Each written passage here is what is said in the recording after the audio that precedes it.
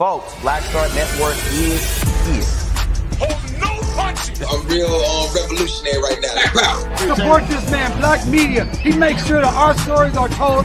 Thank you for being the voice of Black America, Roland. Stay black. I love y'all. All momentum we have now, we have to keep this going. The video looks phenomenal. See, this difference between Black Star Network and Black-owned media and something like CNN. You can't be Black-owned media and be scared. It's time to be smart. Bring your eyeballs home. You dig?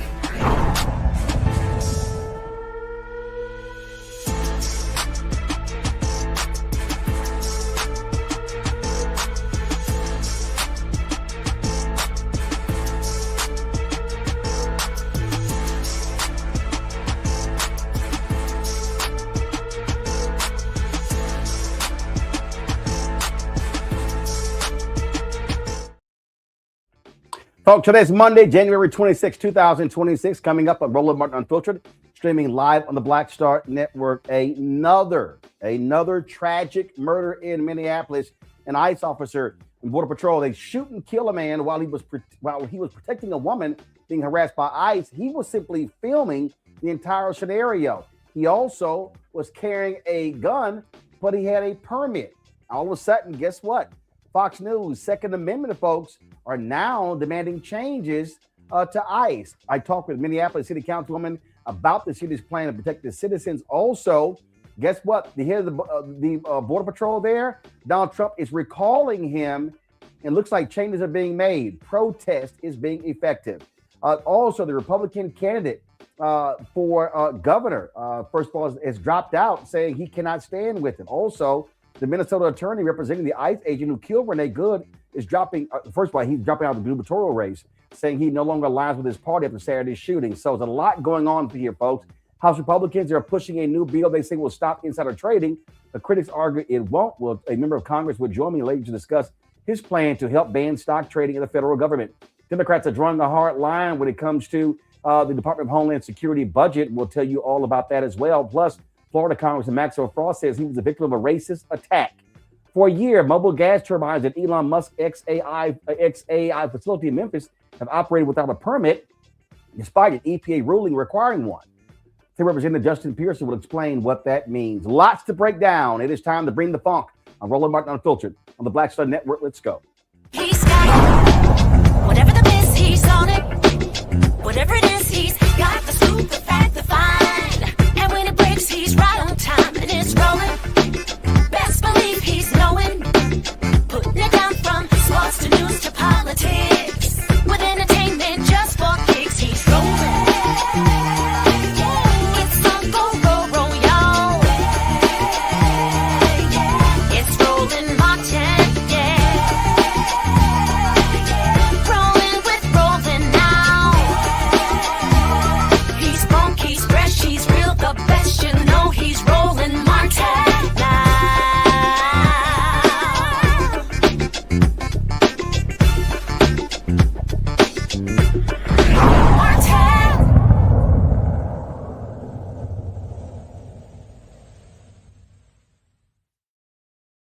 The tragic shooting over the weekend has led to changes, massive protests as well, all across the country. People are demanding changes after a Veteran Affairs nurse, Alex Preddy, was shot and killed while he was recording ICE agents in Minneapolis. This took place on Saturday. 37-year-old Alex Jeffrey Preddy, again, an intensive care unit nurse with no criminal record, was shot and killed by federal immigration agents during an enforcement operation. The Trump administration quickly claimed that Preddy, a licensed gun owner, approached the agents with his weapon drawn. That is a lie. Video footage from several angles disproves that assertion. Amazing what's all was going on. Let's show the video. Let's roll the video.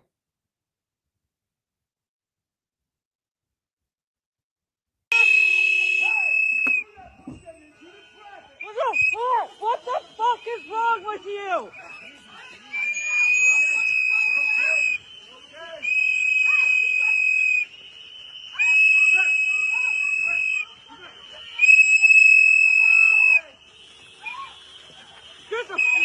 The fuck, people? The fuck is wrong with you? Honestly.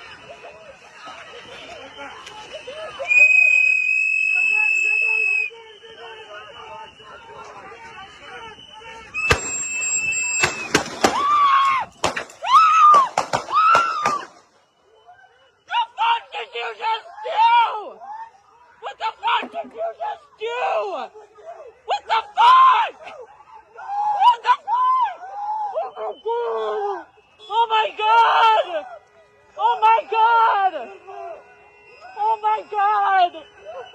Oh my God! Oh my God! The fuck did you just do?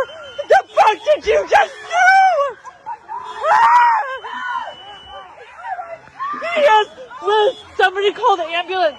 Somebody call the ambulance! Somebody needs to call the ambulance! Somebody call 911! I can't believe they just did that! Holy shit! Holy shit! Just get, come on!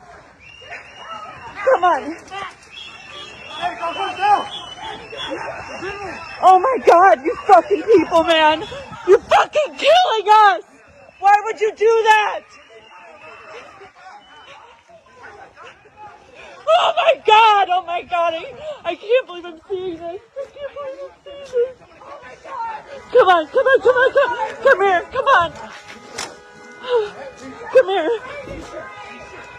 It is.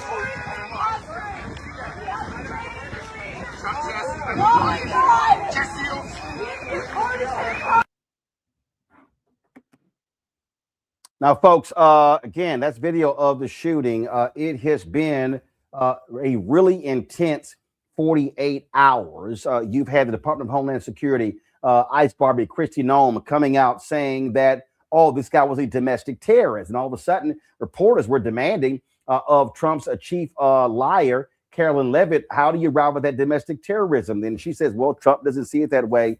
And it's been so much back and forth. Now you got folks over at Fox News because now this guy was actually allowed to carry a weapon, now weighing in as well. Here is Trey Gowdy, former South Carolina congressman, who is now on Fox News, basically saying ICE was in the wrong for the shooting.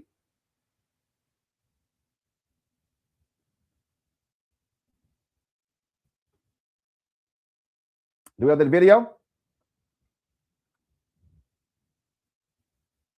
If we don't have the video, let me know. I'll pull it up myself. And so it goes to show you how intense this thing is shifted. You now have Republicans in Congress, also other parts of the country, who are demanding changes. We also are seeing law enforcement who's also demanding changes as well. And so saying that ICE has gone too far. And so what you see is a tide shifting against Donald Trump, shifting against all of these folks and their actions. And so that is critically important. And what that tells us is that the protests are indeed having a strong impact. It is causing people to demand changes to be made. Let me play for you what Gowdy had to say. And I think what frustrates people, you remember Kyle Rittenhouse and how he was made a hero on the right. I am sure there are people on the conservative side who are saying, wait a minute, you mean you can't take a firearm to a protest? Because you were just celebrating the guy for doing it a couple of years ago. Alex Preddy's firearm was lawfully being carried. It's lawful to carry a gun in Minnesota. He never brandished it. He didn't point it at the cops. And we certainly should not be labeling him as being a domestic terrorist who is going to execute cops. There's no evidence. These takes are really important because, again, Fox News was defending ICE, defending border security over and over and over again. Now, all of a sudden, they recognize that this is a problem. And you know, I kept saying to folks, and they thought I was crazy saying this, and I say it for the last year, it is going to have to take white folks in this country to be greatly impacted by what's going on. It's going to take them to now get get in this game. You now have Republicans. Look at this here in Texas, Senator Ted Cruz. You have Congressman McCall. They all of a sudden, Michael McCall. You see the headline, GOP Senator Cruz, Representative McCall, call for investigation after federal agents fatally shoot man in Minneapolis. You have Texas Governor Greg Abbott saying you're going to have to see some changes as well. You are seeing a break in the dam. The folks who have been protesting, they, again, have been pressuring. Minneapolis has been ground zero for all of this pressure. You've seen the National Basketball Players Association taking their stance. The NBA delayed the game over the weekend. You're seeing numerous groups, again, step up and speak out against these actions. Earlier today, I spoke with Robin Wansley. She's the minority leader of the Minneapolis City Council about the protests and the impact they are having in Minneapolis and on the nation. Councilwoman Wansley, what is interesting about this latest shooting, this murder of Nurse Alex Preddy, is that frankly what it has done, it has awakened white folks around this country. For the last year, several friends of mine have said, what is it going to take for America to wake up and see what's happening with Donald Trump and MAGA? And I said, it won't be the attack on black people. It won't be the attack on Latinos. It's going to be the attack on white folks. And the shooting death of Robin Good, now Alex Preddy, all of a sudden you got conservatives saying ICE needs to change their tactics. Texas Governor Greg Abbott. You got Fox News, Kurt Gowdy, former congressman, saying, wait a minute, this guy wasn't a threat. What do you mean you can't have a concealed weapon and a permit to carry going to a protest? So it's interesting how the tone is now shifting as a result of what took place. Yeah, and I would say actually it's the overall resistance movement that we're seeing play out in Minnesota, where there's a huge multiracial component of it, but it's also no, lie. Minnesota is a predominantly white state. Minneapolis is predominantly white. And what we saw on Friday were over 50,000 residents here across the Twin Cities, across the state. Also, we had tons of people come into our state for solidarity actions. And we're talking about ordinary people, union members, educators, nurses, which is what Alex Preddy was, all come in and say, Trump, you do not get to have the final say on justice, on liberation. And we do not agree nor accept your campaign of cruelty that is being waged by these domestic terrorists that are ICE agents. And I think that actually was the signaling thereof, like, wait, we have not seen something of this magnitude towards the Trump administration since the start of his term. And to see that it's also being joined by the likes of folks like Alex Preddy, it's like you name, it's working class white folks and also former veterans. He was a veteran and also a VA nurse, and who spent his time also serving his country and being killed by another federal agent.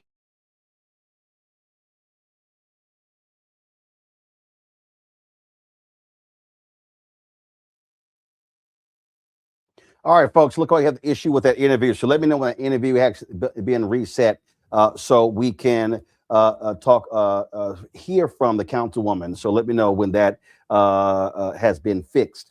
Again, folks, lots of moving parts here. I have been looking at a variety of stories talking about how the White House recognizes that they have a significant problem. You've got the Border Patrol leader who has been there in Minneapolis, walking around in his long coat, looking like the Gestapo.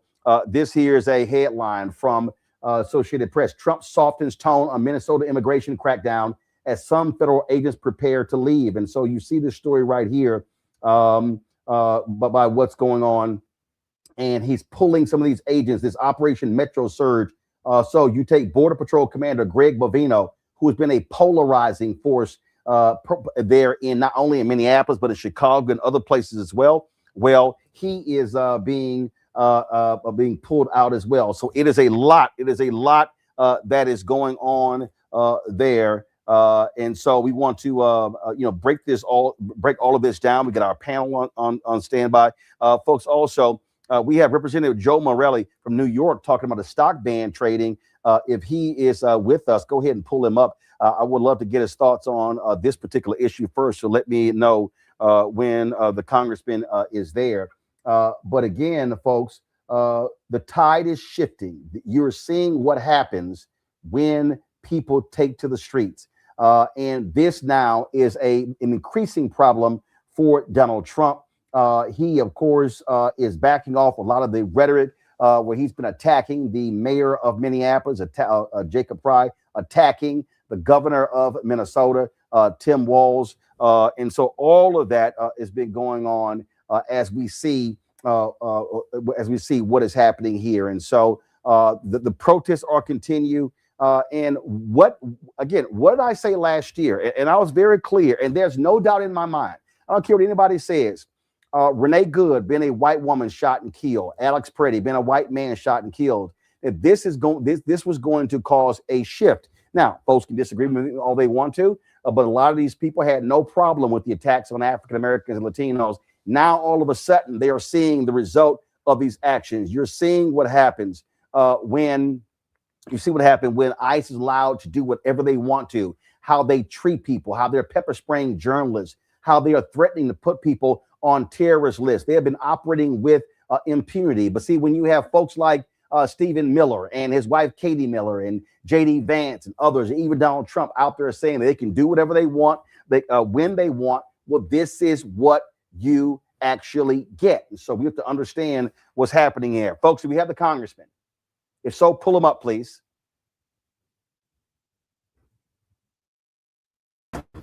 If you don't, just talk to me and let me know so I can know what's happening. Let me do this here. There we go. Congressman, how you doing? I'm a little heartbroken, but personally doing fine. How about you?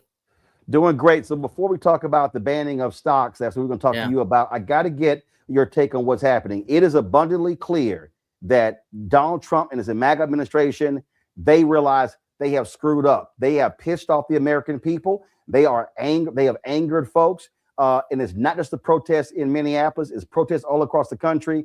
And when you see his own party now demanding changes, they realize this is going to negatively impact them come November and the midterm elections.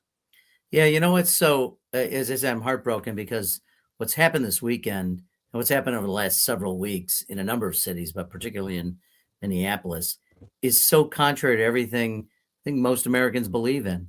And to watch this unfold, and I appreciate your comments that the president today is trying to back off a little bit, but you know what's really so disturbing about this is I feel like that's in response to the political backlash, but this is a moral question. This is about what we value as human beings, and that's not enough to get you to recognize the cruelty and the brutality of what you're doing. It takes a political backlash. I mean, boy, I don't think that says very much for the values in the White House right now. I'm pleased that it's happening, I guess. We'll see what it actually translates into. But I just think it says volumes about where we are, that it requires a political backlash instead of a commitment to morality and what's right and what's decent and what's honorable and what we believe in as Americans.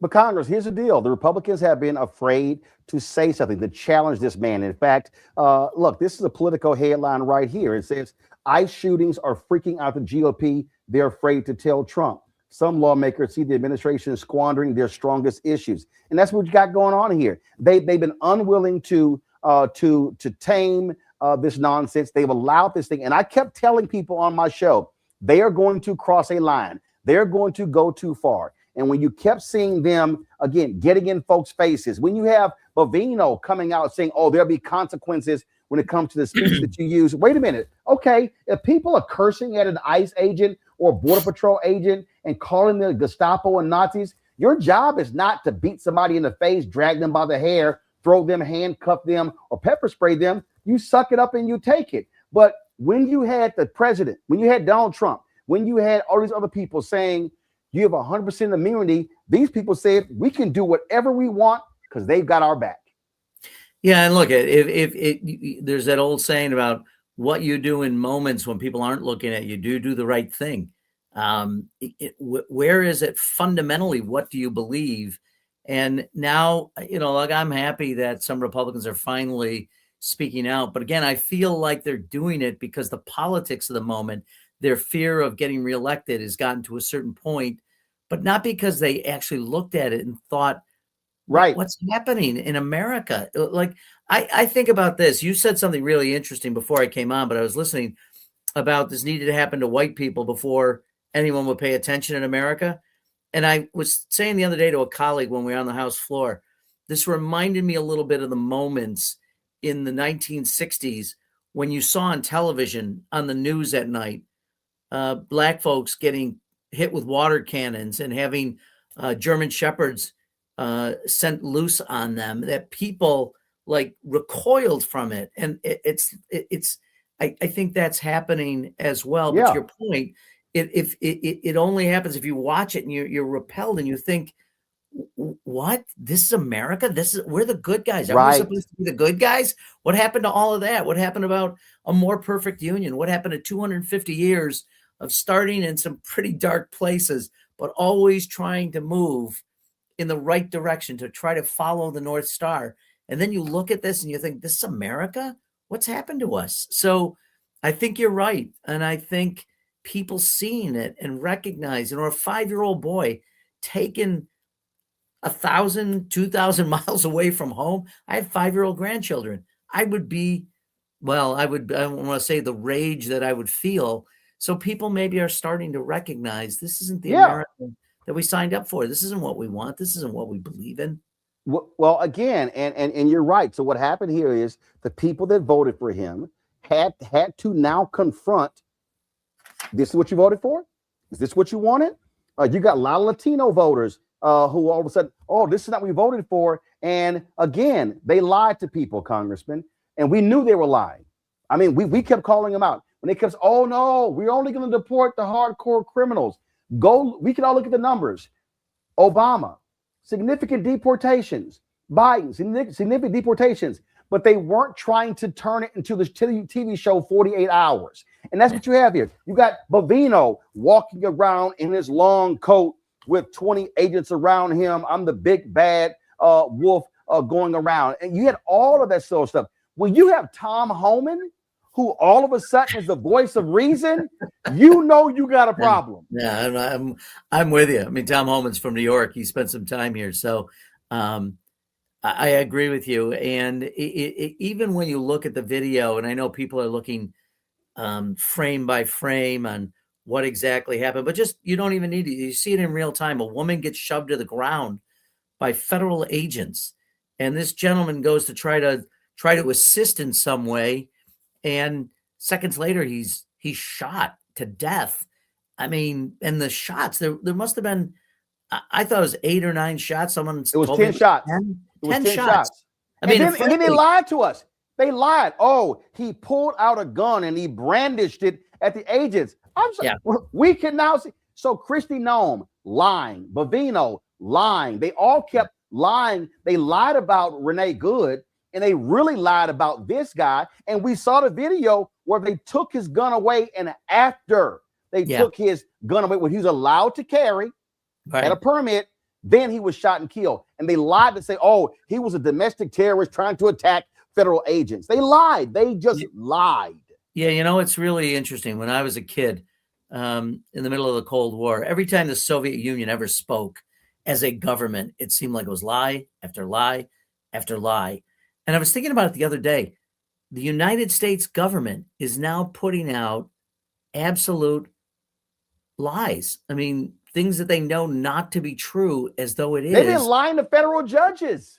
Well, clearly. And, the federal judiciary, and this isn't just Obama and Biden appointees, Reagan, Bush, and Trump appointees are starting to push back and say that's not true. I mean, what's happened to us? I mean, how do we look in the mirror? How do we, again, we are imperfect. I know the president doesn't want to talk about our imperfect history, but it is our history. And we can only learn from it if we remember it, right? If you forget the things you've done in the past or present and you whitewash it, you can't learn from those lessons. And it's so, I will say, in this job, like yours, you live with this 24 hours a day. I mean, you literally, I guess we sleep. So the waking hours, that's all you do. You're reading headlines, you're getting news, you're talking, you're trying to figure out. But the last 72 hours, but even the last 2 weeks is really a lot to process. I think it's weighing down on Americans. And by the way, Donald Trump talked about, reducing the cost of goods. Well, that hasn't happened. And in the last several months, all he's talked about is the Nobel Peace Prize, his ballroom. He talks about Venezuela. Then it was Greenland. And all the time going into a place in Minnesota about as far from the southern border as you can get and still be in the United States and have an army of occupation there. It's just so. But look, and the one thing that I do want to, because I thank you for having me, and I know this is the moment, this is the conversation of the day. The one thing that happened the other day, which has largely gone unnoticed, but my friend Benny Thompson in Mississippi and I sent a letter today to the chairman of the Homeland Security Committee and the House Administration, which has responsibility for federal voting rights. The Attorney General the other day sent a letter to Governor Walz asking for the voter file of the state of Minnesota. I mean, this is actually, if you're really, really cynical, or if you're really suspicious, or if you've become now just the average American who knows you're being lied to by your government, the fact that they want voter files and voter records. So this is, in my mind, my spidey sense goes up. This has nothing to do with fraud. This has to do with intimidating election officials, intimidating voters, getting access, and trying to overturn elections in the past, and trying to intimidate people so that they don't vote in the midterm elections. People really need, sadly, there's so much to pay attention to, but really understand what's going on. They're trying to disrupt the midterm elections so that Trump and his policies don't have to have accountability. And what they're doing is they're suing states that won't give it up. I'm going to come back to Minnesota. First of all, on voting rights, we cover that all the time. But we initially booked you talk about the stock trading. I got to say, it has been shameful to me, the lack of courage from members of Congress, where we know it is without a doubt individuals who serve on committees who all of a sudden buy stocks or sell stocks that days before or hours before, and they have information based upon their access to that data that other people don't have. And you've had members of Congress go there and earn millions and millions of dollars through these stock trades. And you can't tell me there's somebody who ain't never traded stocks who all of a sudden is an expert picker at stocks. Look, I when I first came to Congress, I don't have a lot, but I said I don't want to have any individual stock, because I don't want, if I'm taking votes on sensitive subjects, whether it's artificial intelligence or it's military defense contracts, etc., you don't want people thinking to themselves, is he doing that because of the national interest, or is he doing it for his self-interest? So I think there should be no one in Congress. I don't think the president or the vice president, I don't think members of the Supreme Court ought to be able to allow to hold and trade individual shares of stock. You can buy mutual funds, you can buy broad baskets to protect your family, but trading individual stocks, there's too much of a conflict inherent in it, and it causes you to lose the faith and the confidence of the American people, which frankly is already at an all-time low. Here's one I think has been reported. I'm sure you know it, but the president back in September, while he was president, not years ago, but since he's been president, bought somewhere between $500,000 and $1 million worth of Warner Brothers corporate bonds.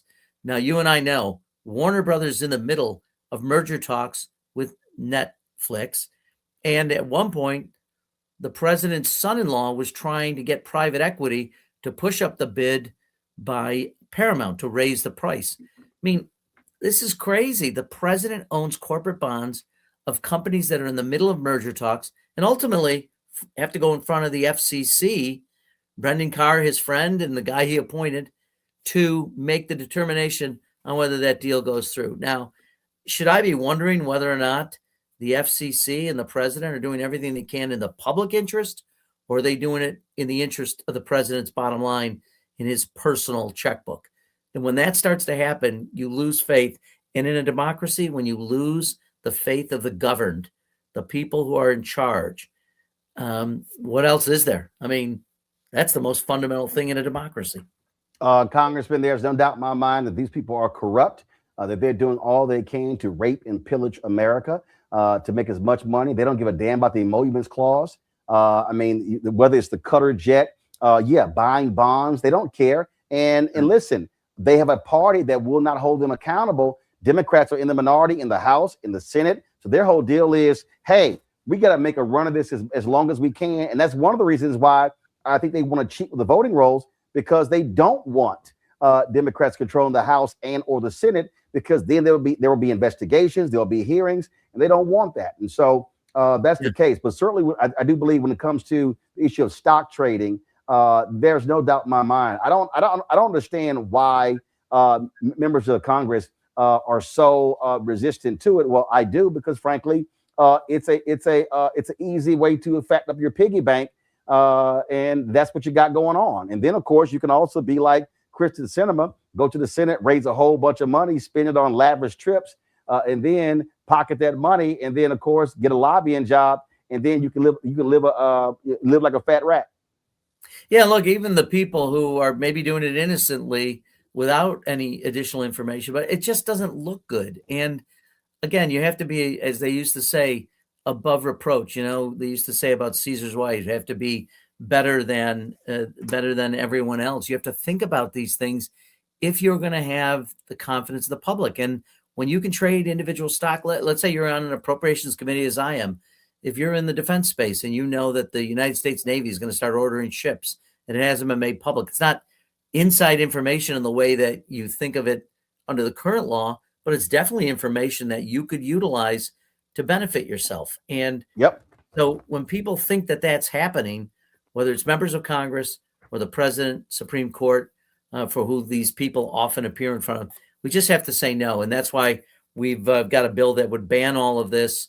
Republicans are resistant, but we're going to continue to push on it. There's so much I want to do in this space. If I'm fortunate enough to be in the majority next year and chairman of this committee that has jurisdiction, we're going to make massive changes. And my friend and partner and the leader, Hakeem Jeffries, has instructed me to work on anti-corruption legislation to really create the greatest reforms in our government since Watergate. So and the stock trading ban is certainly going to be among it, as are many of the things you mentioned that would tighten the emoluments clause of the U.S. Constitution. No more jets from Qatar, no more making billions in the crypto space and using your office to do it. All of these things really cause people, understandably, to question where their government is and who it's working for. Congress, I just have one request, and this is the position I've always taken, and it's the problem that I have with too many Democrats, is that when they get power, they don't use it. And to me, this is where if Democrats regain control of the House or they gain and or the Senate, then they need to use that power.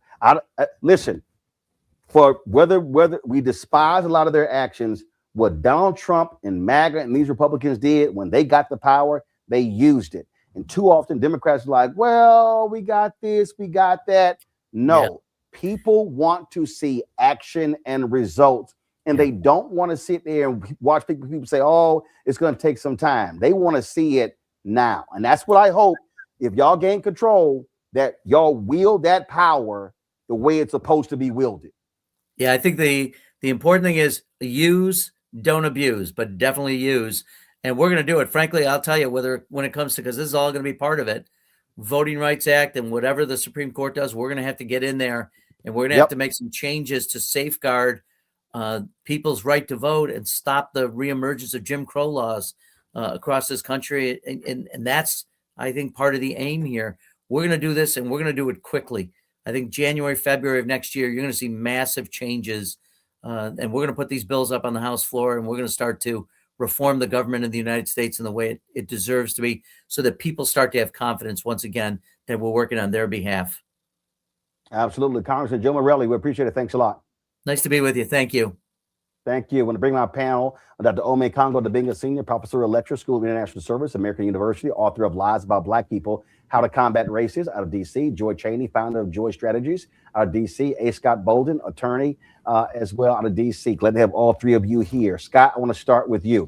And that is these two murders, Renee Good, Alex Preddy. I mean, these shootings, and it is galvanizing, it is crystallizing the issue, and clearly Trump and the Republicans are scared of what they are seeing, because they now are seeing the level of pushback and the resistance is having a dramatic impact into that. I think is going to force them to change directions. Thoughts?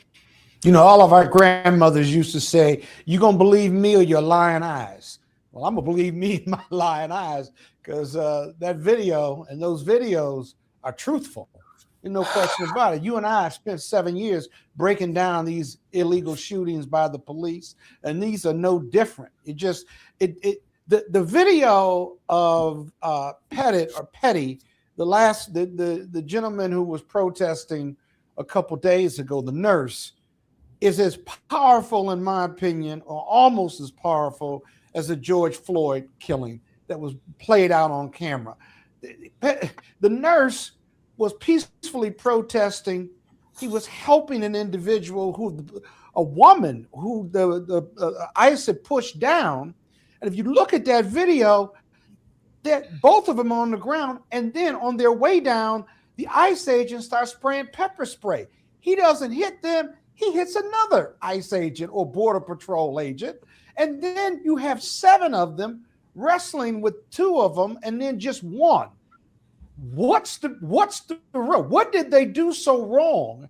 And they are struggling to handcuff him. What were they going to arrest him for? It makes absolutely no sense. Then they take his gun. They've got him under control. He's not being aggressive, yet they still escalate. It's right there. And then they shoot him. And by the way, those 7 officers, it was all very close.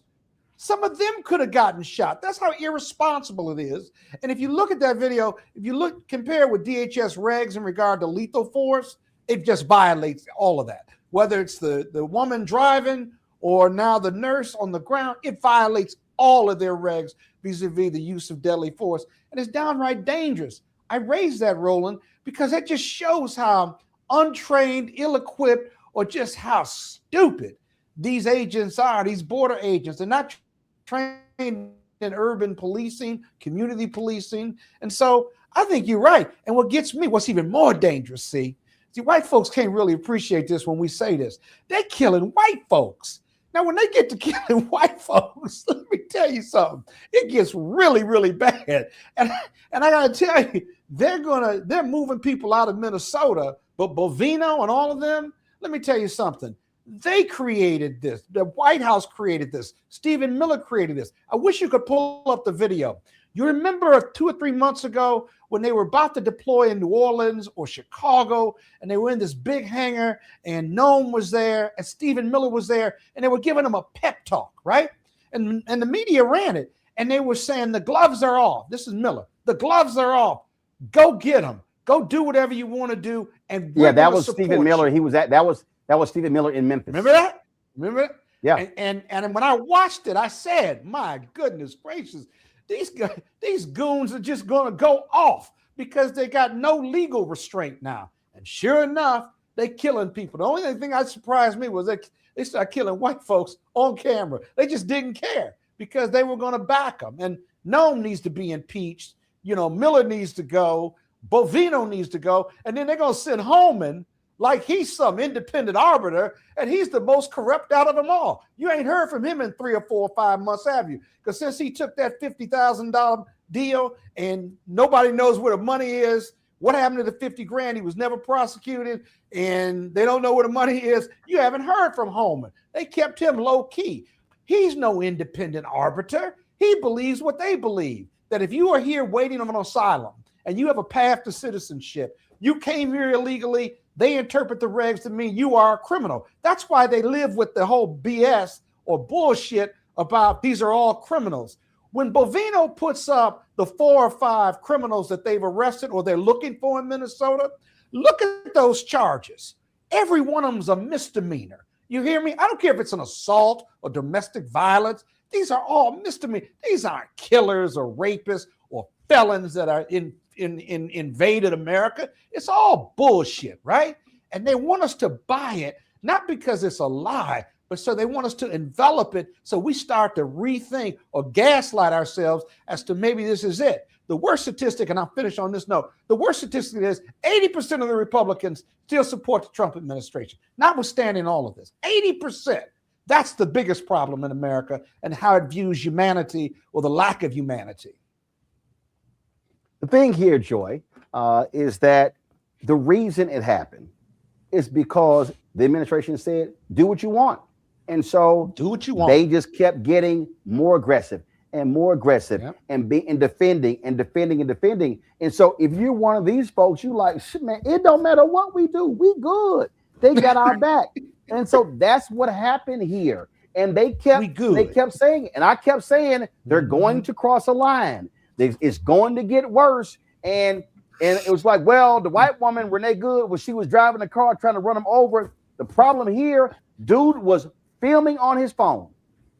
He was filming on his phone, and they ran up. First of all, y'all pull the video up, get it ready.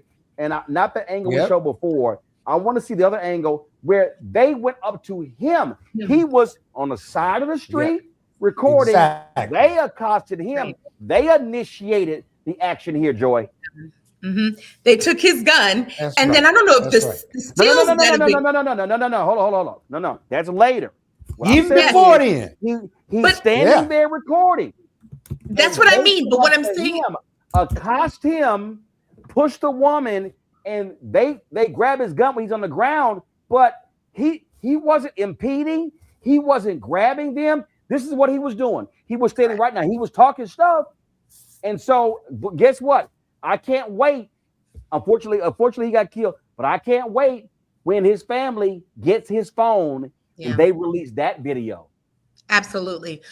The other thing is, I don't know, there have been a lot of stills that have been put out that have captured different moments in the entire exchange, which I think is something that, I have not seen the detail of each of these stills in the way. That's because there's so much footage out there. And I think you really see how it unfolded, and you see that there was the ICE agent who was to blame here. But to your earlier point about the climate that they are in, the instructions that they were given, the encouragement that they were given has created the moment that we are in. It is squarely on the shoulders of Donald Trump, the way he has been speaking and the way he's been speaking for a long time. The people that he put in these roles is pretty clear. Law enforcement officials have been saying it all over. They're saying the people that you are putting in these roles are not people who would some of them wouldn't even be fit for regular law enforcement roles, right? These people are not folks who we would even, some of them are ex-military. I think we're going to learn a lot more. I think some of them are wearing masks, because if they were not wearing masks, we would know who they were. We'd be able to track that. Some of those people have histories, January 6th, Proud Boys, other things. These are folks who are already poised to fight. I was on a call with a client today who noted that there have been, that there was overhearing of ICE agents on the way to Minnesota who were saying their goal was to get in there, rip it, and then leave. Right? So they are coming with the mindset that they're going to cause disruption and destruction and then get out before anyone can hold them accountable. That is the plan. And so it's not just enough for us to not fund ICE. That's a start. We need to cease operations of ICE everywhere until we cool things down a bit, but also reestablish the rules of the road, because God is right. None of the rules, as we understand it, as federal and state and local officers understand it, for interacting with the public, for use of force, are being adhered to here. And it's those officers who ultimately are going to be held accountable. Donald Trump will not be in power forever. And there's limitations here. Ome Congo, what we have to recognize, and guys, let me know if we have the interview with the councilwoman, if that's been if we're ready for that. And I'm gonna say it right now, Ome Congo, and I don't care. I know I'm right. This changed because 2 white people got killed. This changed because a white woman got shot and killed, and a white male nurse working for the VA got shot. And this is why the right is losing it, because he had a concealed permit. And it's like, oh, what's wrong with you? How dare you have a weapon at a protest? White folks did. Hey, talk about those white men who went into the Capitol in Michigan with their guns. Let's talk about, see, this is where you can see when they all get exposed, when every talking point they use, now somebody on the left. What do we always say? Let black folks start walking around with guns. They can be like, man, we got to get rid of these damn gun laws. That's what's going on. Yeah. This reaction is because the death of a white woman and a white man has pissed white people off, and they've galvanized them. And that's when they're like, oh shit, we ain't worried about Latinos and black people. We worried about the white folks voting against us. Well, I agree like 99% of that. I feel like the killing of Renee Good, I don't feel like that was even a big enough trigger point for them because she was lesbian. And they have this mindset of, this real America. She didn't represent real America. And, that gave people fodder, people talking about the pronouns and stuff that she used. But with Alex Preddy. Well, it was, here's the deal. I think hers, I get your point. Hers caused a bit crack. Yes. His murder just broke it open. So again, there were a lot of people. I get her being a lesbian, but a lot of people, when they saw it, they were like, hold up. The woman was driving. We saw this whole deal. So yeah, they tried it with some gray area and they lied about it. This one here, they were like, oh hell, we can't defend this. We can't defend this. It's clear. Absolutely, because Alex Preddy is the perfect victim. He's a white male that for them, obviously for us, we talk about everybody, citizen, non, black, white, Latino, whatever. But for them, white male, apparently no evidence of him being homosexual or trans, and of course the Second Amendment and all of that. That for them is what led to the Players Association, NBA, all of these Minnesota teams, the business community, for all of them, and the veteran connections. You see him reading The Last Rites, so you have the religious connection. So he was the perfect victim. We don't need perfect victims in our community. We speak up on all injustice, but that's what they needed for their breaking point. And this was all building up if they would just listen to us in the first place, as we know they never do. And so that's why I think you're seeing the Hollywood people also speak up. Tyrese Halliburton, first NBA player to say something, that he was murdered. And I will also say that we have to be mindful of the fact that when it comes to these killings every single day, people aren't paying attention to the fact that now with these two killings, white people who are being killed, kind of to Scott's point, they're actually being treated like Black Americans now. Because when white people get killed in some way, shape, or form in the media, they always say, out of respect to the family, we're not going to show the killings. But for Black folks, they got it all lined up. Tune in tonight at 6. We got the tape. Laquan McDonald, run down the list. Tamir Rice.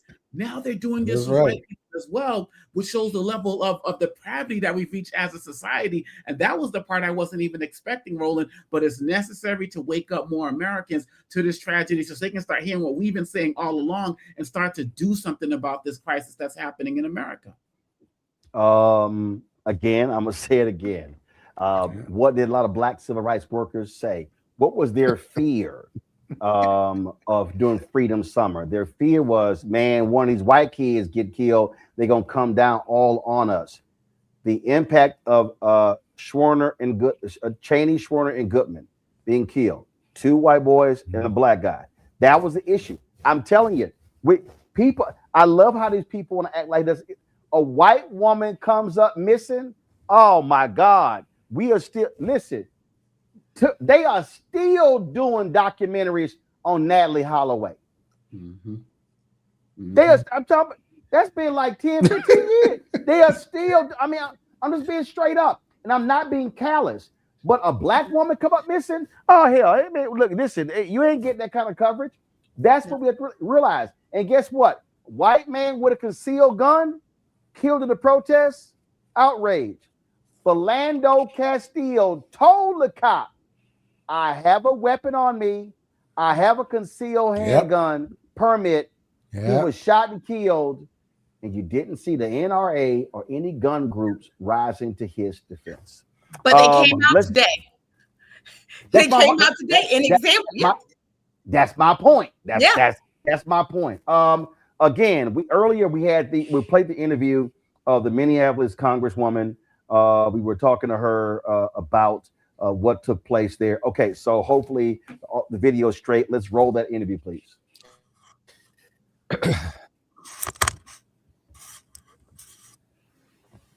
Councilwoman Wansley, what is interesting about this latest shooting, this murder of Nurse Alex Preddy is that, frankly, what it has done, it has awakened white folks around this country.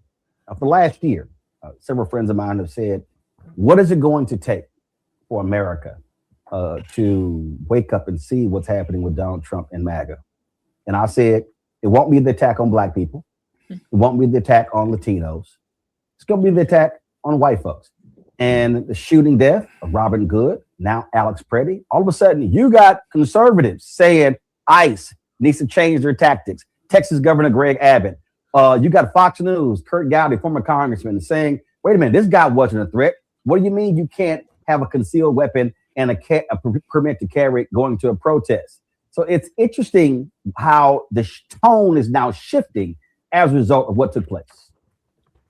Yeah, and I would say actually it's the overall resistance movement that we're seeing play out in Minnesota, where there's a huge multiracial component of it, but it's also no, lie. Minnesota is a predominantly white state. Minneapolis is predominantly white.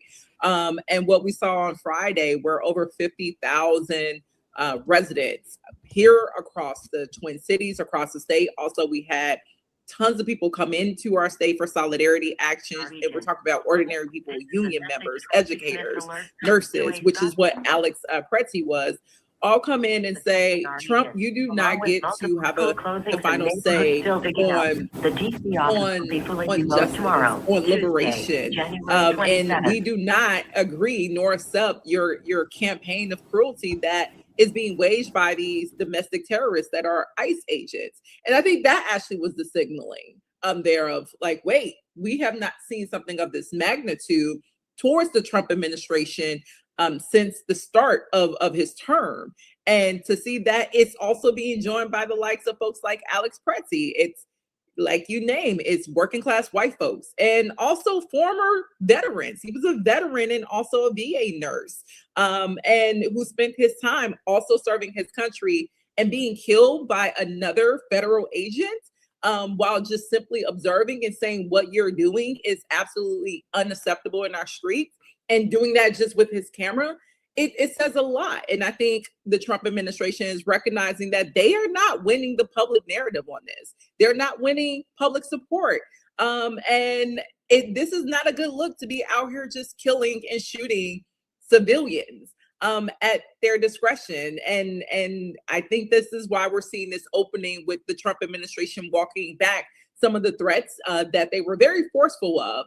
But it's largely because working class people, ordinary people in the Twin Cities have been on the front lines of defense since Operation Metro Surge started several weeks ago, and made it very clear, you don't get to do this. You don't come into our communities and harm our people without consequence. The reason I asked the question that way is because whether folks want to deal with it or not, America is still a majority white country. When you look at this election, and I've been laying this thing out when I laid out my book, White Fear, How the Browning of America is Making White Folks Lose Their Minds.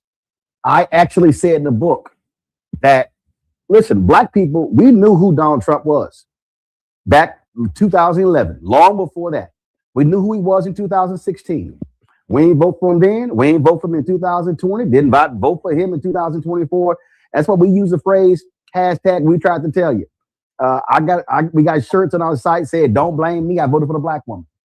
And this is a moment where and we just have to confront it, that when it all of a sudden impacts folk who don't look like you and I, the conversation changes. We talk about how America responded to crack cocaine compared to how they responded to the opioid campaign. And I have no problem with the fact that you are seeing white consciousness rise up. People have been complaining, look at these protests. Where are the black people? It's kind of like, why don't you focus on people who are actually showing up? And the tide has to shift. And people have to be shaken out of their doldrums and recognize. And Minneapolis, Minnesota is ground zero, but it is causing folk across the country to say, hey, I might need to reconsider my support of this because, frankly, this has gone too far. This is too much. Absolutely. And that's why I believe Minneapolis plays a really special role in advancing what you mentioned, just consciousness, or revelations amongst the general population, or also agitating people and radicalizing them. Because as you highlighted, just we were in this position 6 years ago with the murder of George Floyd.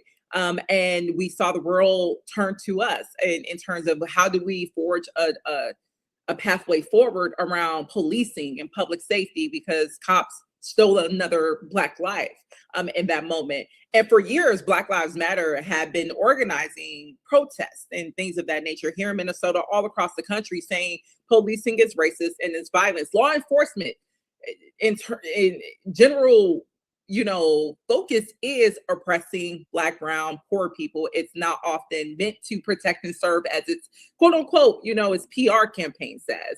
And the shooting of killing of George Floyd would birth one of the largest civil rights or social uprising in U.S. history in terms of movement organizing. And we saw in that moment, again, Minneapolis be ground zero for showing whether it's issues related to white supremacy, policy, immigration.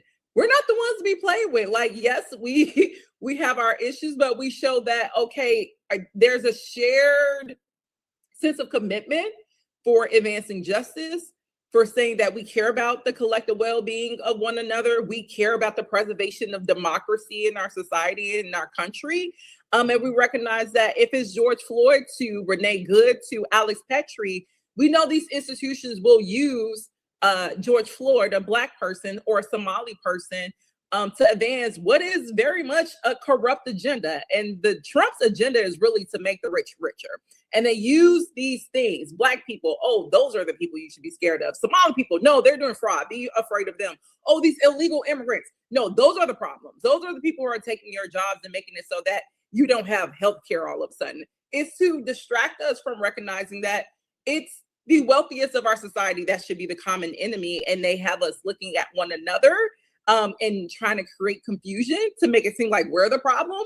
And Minneapolis, I think, under this test by the Trump administration, is actually pointing the mirror and saying, no, we know what you're doing, and we're not going to capitulate to this. We see the schemes that you're using around racism, around fascism. We are not going to stand for it.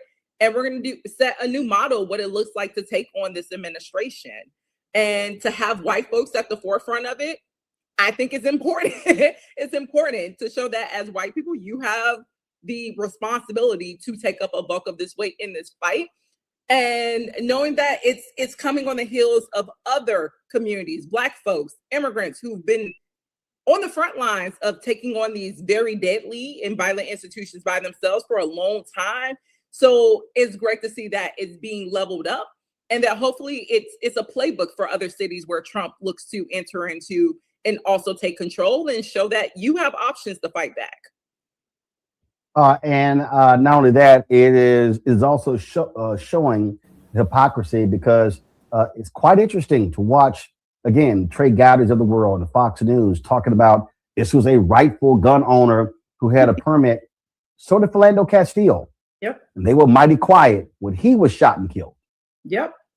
Yep. You're absolutely right. And these are the things that we're recognizing locally. In fact, I mean, just a couple of days ago, one of our local civil rights leader who was on the front lines of Philando Castile, of Jamar Clark, of all the many people we lost at the hands of law enforcement, our local militarized, enforcement agency, Nakima Levy Armstrong, she was prosecuted and arrested.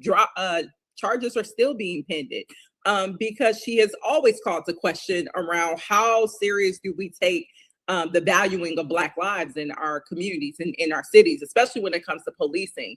And that was the case with Philando Castile. We have video footage that blatantly showed this man was killed in his car. He was a rightful gun owner. He even disclosed that in the contact with the officer who pulled them over. And we saw that officer still shoot him multiple times, kill him in front of what at the time was his fiance and his daughter, and then get acquitted. So we're seeing a lot of parallels. And I think on the ground, what has been really inspiring to see is all the skill sets as someone who was a Black Lives or was on the ground as a Black Lives Matter organizer, like all the skills from observing, documenting, how to actually go about, building a movement to get a law enforcement agent held accountable. We didn't see that happen until Minneapolis in 2020 following George Floyd's murder. It took a national and international movement that was birthed here to get Derek Chauvin and the other officers locked up and prosecuted. So we're seeing a lot of parallels of the movement to demand a new model around immigration, to take on the Trump administration. It's absolutely taking from the struggles that we led on the ground in response to preserving Black lives here, and also calling for justice for the ones who were stolen at the hands of law enforcement. Well, this is why I have consistently said since the inauguration, this is not a moment to be silent, not a moment to be quiet. We can't be afraid to take to the streets. We can't be afraid to raise our voices. We must stand in constant protest. I said on MLK Day, I don't want to hear that crap about day of service. No, if MLK was alive, he would be leading protests. He would be leading marches. He would be organizing and mobilizing. And what we also need, this is the final point for you that you can speak on, we also need folks to understand that marching and protesting against ICE in January is critical. We also got to march to the polls in November to oppose the people who want to fund them, who want to support them, who continue to make excuses and stand with Donald Trump and MAGA. They must be penalized at the ballot box. Yes. I think, of course, we've heard electorally, we need to be looking at the midterms, elections as an opportunity to flip who represents us and who is whoever is out here supporting Trump's campaign of cruelty and racist violence that's impacting everyone. You should absolutely be motivated to get those people out. But I also would say it's important to hold elected officials, people who currently have positions of power and who may or may not be seeking re-election come the midterms. It's so important to hold them accountable in the current moment. Right now, we could eliminate funding for this agency that is the domestic terrorist agency of ICE. And here in Minnesota, we're calling on Senator Amy Klobuchar as well as Senator Tina Smith to do everything that they can, if it even includes filibustering, to make sure not one more dime goes to this agency that's already overfunded and is not helping our communities. It also looks like holding accountable our current governor. Governor Walz has the ability to declare a state of emergency and put an eviction moratorium in place, because there are thousands of people who are about to be at risk of getting evicted and put on the streets, and thus put more in contact with ICE agents to then either be abducted or shot or killed or worse. And we have the ability to protect those residents right now if Governor Walz exhibits the courage to do so and allow people to shelter in place. It looks like state officials holding the federal ICE agents responsible for shooting and killing Renee Good and Alex Preddy accountable. And that looks like arresting them, prosecuting them. I get ongoing investigations must happen, but there is a bulk of evidence right now that should be used as a baseline to at least detain these agents who robbed our communities of beloved community members who literally were helping care and protect one another. Absolutely. Councilwoman Wansley, keep up the fight. We appreciate it. Thank you. Folks, also, it's amazing what happens when a shooting like this takes place, and then Democrats who, say, well, I'm going to vote this way. Now all of a sudden go, yeah, I kind of made a mistake. Check this out. Democrats who voted for DHS funding suggest he now regrets it. Tom Suozzi of New York, one of 7 Democrats who broke from their party last week to provide the votes to pass a bill to fund the Homeland Security Department, told his constituents on Monday that he had failed in doing so. He sent an email out saying, I failed to view the DHS funding vote as a referendum on the illegal and immoral conduct of ICE in Minneapolis. I hear the anger from many of my constituents, and I take responsibility for that. Bullshit. This is what the real deal here is on the Congo. You have folks like Tom Suozzi, who wants to play this, I am a, support law enforcement. We saw the actions of ICE in Minneapolis before the shooting on Saturday. That's so it's like, what the hell you think you're doing? Oh, now all of a sudden, no, because you're getting your ass kicked. by your constituents because you look like a fool voting for this. That's why you're upset. And all of a sudden, it now becomes a big deal. In fact, this right here, you've got a shutdown deadline coming. Now, all of a sudden, you got a Schumer saying this here.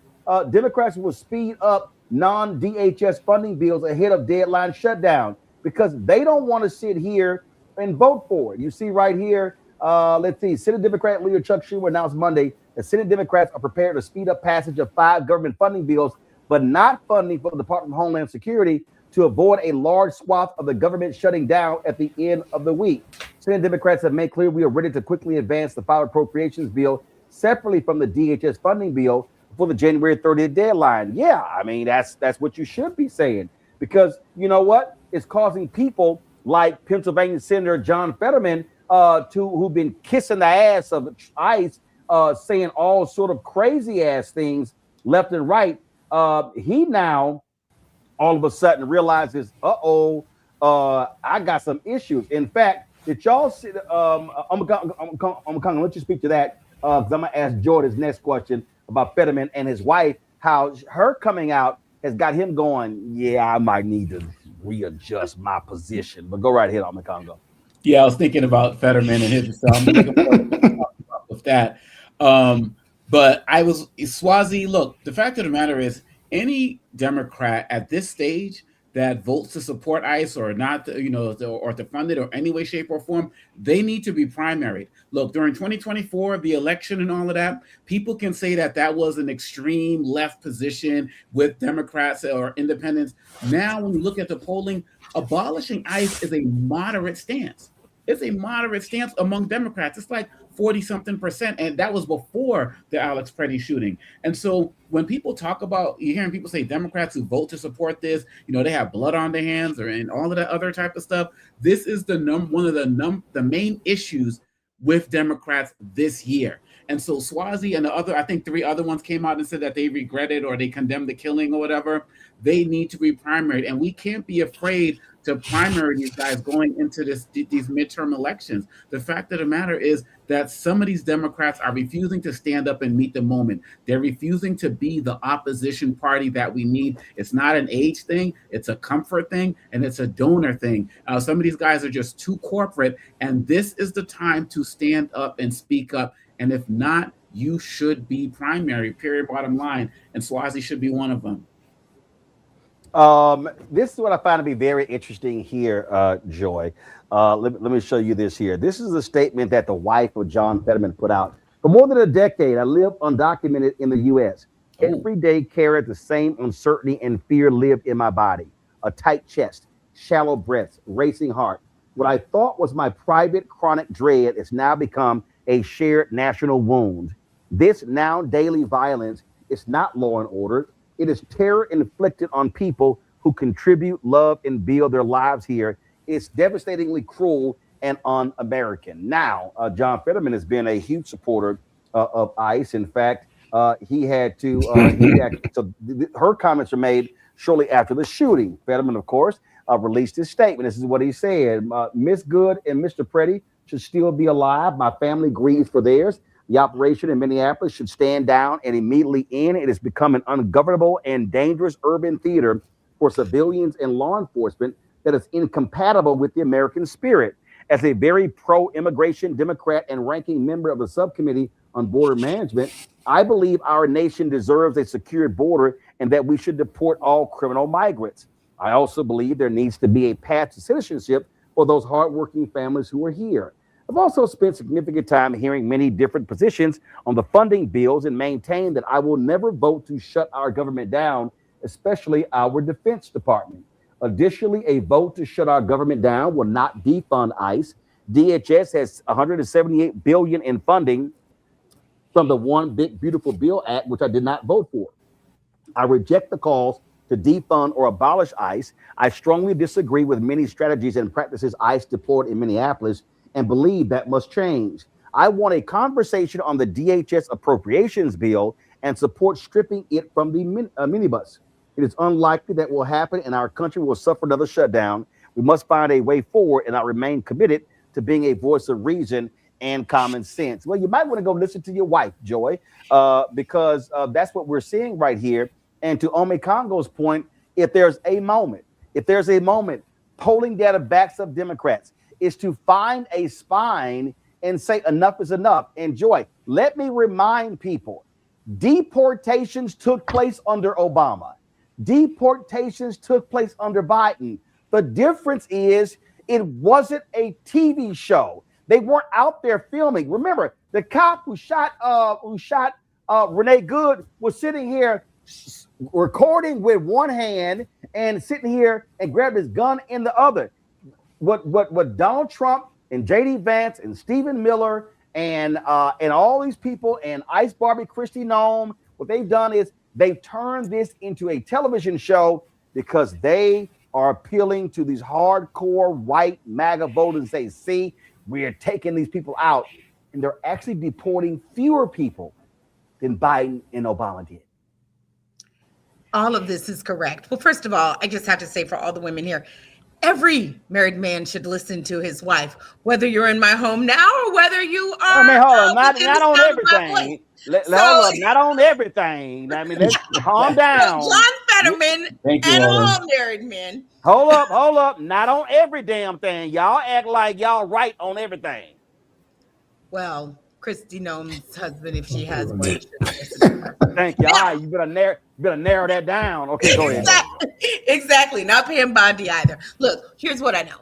I did not realize that John Fetterman's wife had been an undocumented immigrant for more than a decade of her life. It just really shows his disconnect. The fact that he could have been such a staunch supporter of ICE and understood sort of her experience. And so, that's something that she should address. What I would say is that ICE has been a problem long before now.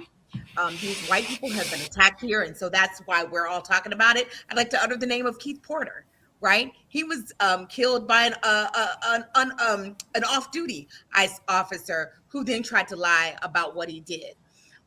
We are in a situation now where our members of Congress are going to be held accountable. John Fetterman's going to be held accountable. My goodness, I hope he doesn't run again.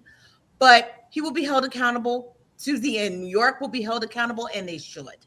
They absolutely, absolutely should. Just the fact that we didn't even hear the name really of Keith Porter. We heard it here on this show.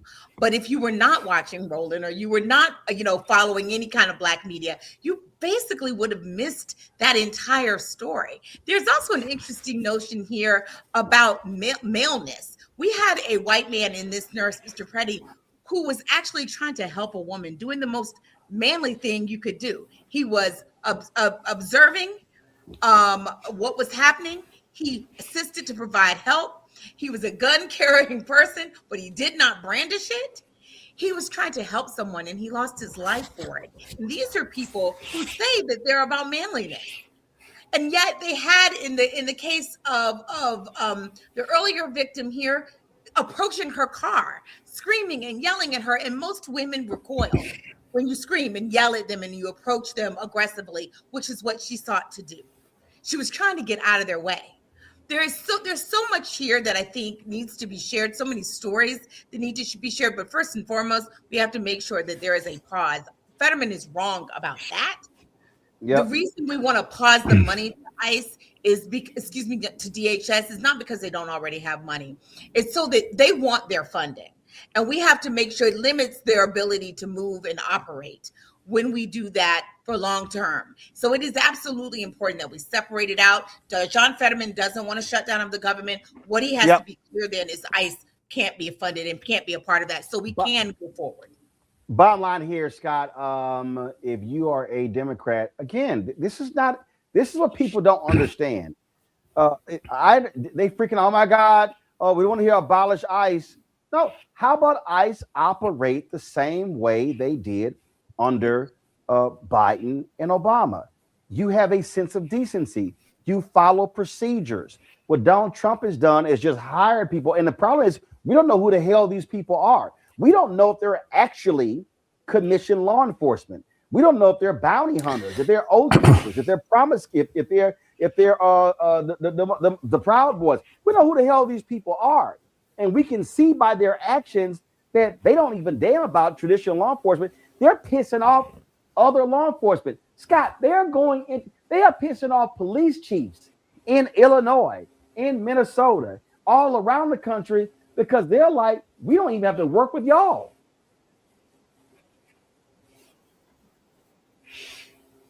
Yep, Scott? Absolutely. And but yeah, I'm here. Yeah, can you hear me? Yeah, I got you. Hear me? Delayed. You must got that cricket Wi-Fi. Hello? No. I got the top line right now. No, you don't. In any event, but yeah, I do. I got consultants and everything. But let me just get to my point. They want to work with the state police, and the local police don't have to work with DHS as sanctuary cities and sanctuary state. The federal government and White House thinks that there should be an obligation for them to work with them, and they shouldn't. And they don't want to, quite frankly, based on my research, is because DHS and the Border Patrol and the ICE are so incompetent and undisciplined. They don't even follow their own freaking rules. So I'm not surprised at any of this, quite frankly. This was a disaster in the making once Donald Trump got reelected. And so, we got to live with this. The money piece is key. You don't want to defund DHS. You want to reform DHS. That's what the Democrats' messaging is. You want to reform it. You want to get folks trained up, and you want to train them in de-escalation versus this militaristic approach as if they're going to war with people who are waiting on asylum hearings. It's over the top. It makes no sense whatsoever. They don't have to beat their chest. They don't have to. It's not us against them. They have created this theater or this TV show, as you say, for no reason whatsoever, but to feed the political rhetoric to MAGA. It's backfiring on them now. Oh, well, check this out. Hold on. Who's reporting this? Give me one second. Oh, so the Atlantic is reporting. Give me 1 second. Let me go to it right here. Again, this is what happened when heads roll. The Atlantic is reporting that Border Patrol Chief Greg Bovino is being demoted, and he is going to retire as a result of what has taken place. Let me pull up this article right here.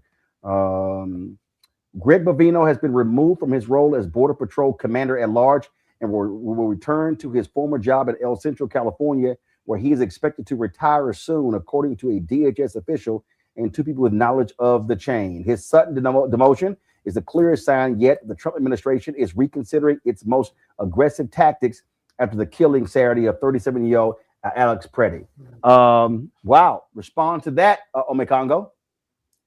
Hey, the people have spoken, and this is a victory for the people. We know what we talked about earlier. Tom Homan coming in is not like we're sending down an angel or anything like that. But this is something that Stephen Miller, who's the policy chief, and Donald Trump and Kristi Noem wanted to do across the country. They wanted to terrorize cities across the country. As Kristi Noem, Pam Bondi said, "Hey, give us the voting rolls," and they wanted to terrorize people so they can start to sabotage the elections. They wanted to make everybody feel scared, and the people kept standing up. And the business community, even though they issued a lukewarm statement over the weekend, finally started speaking up. And so this is a small victory. I feel like Bovino is somebody who still needs to be held up before a court. He needs to face charges for his actions, don't get me wrong. But these small victories are adding up. And this is a result of the people pushing and fighting back. And so this is a win for us and a loss for the Trump administration, a loss among many. Can I just say this, though? As important as it is, and I saw that Atlantic article pop up too, the most important as this is, Bovino is terrible. I'm glad he's gone, or is reported to be gone. But we have to make sure that he's not replaced with a Bovino light. Someone who is nicer about it, doesn't wear a Nazi uniform when he does it, but is pretty much still doing the same exact thing. Because even before white people were being killed, immigrants, many of them law-abiding, were being rounded up like animals in ways that are inhumane without due process. So I'm glad about this, but we cannot lose the urgency here. There's no doubt you can't lose the urgency. And the other thing is here, Scott, this won't be the only head to roll. Trust me, folks are going to say, well, Bovino's out, we're good. No, you're going to see more demands for Kristi Noem to go and for others to go, and for there be to a major shift in policy from Trump folks.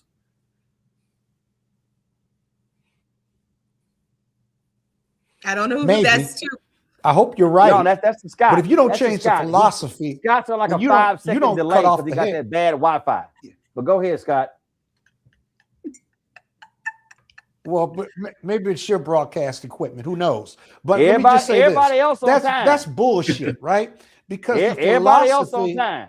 but everybody, oh God, until you change the White House, until you change Steve Miller, we can be. You can take a short victory lap maybe, but the philosophy and the belief of the White House and Trump and Miller remains the same. So it doesn't matter who they replace unless they replace someone who's got some piece of the human condition or some humanity or looks at immigrant community in some humane way, which the White House doesn't. This means nothing, quite frankly. If you get rid of Noem, okay, it doesn't matter because you're not cutting off the head, and whoever gets their replacement, right? They just don't have the baggage that Noem and Bovino had, including Holman. And so, okay, their heads are rolling. They're scapegoats. That's all they are, really. So let's see who they put in place. But more importantly, does the philosophy change? Does the operation and management of these surges, does that stop? Or is that done in a more humane manner? Because President Barack Obama got rid of about 16 million immigrants, and you never heard a word about it. You had to have it reported to you years later. So that's the professional way to do it. But if they don't change their philosophy, it doesn't matter who's in place. You know, they just don't have the bags of the current groups. All right, folks, hold tight 1 second. I got to go to a break. We come back.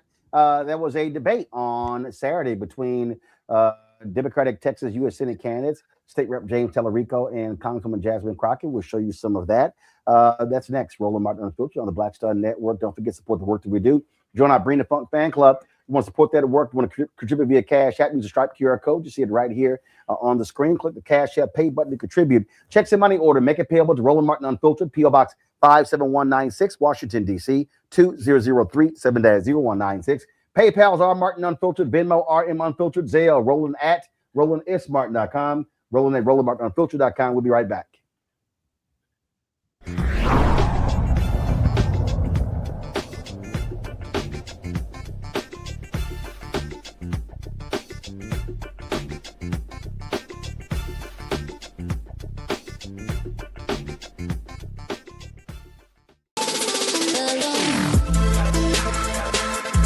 Hey y'all, welcome to The Other Side of Change, only on the Black Star Network and hosted by myself, Bria Baker, and my good sis, Jamira Burley.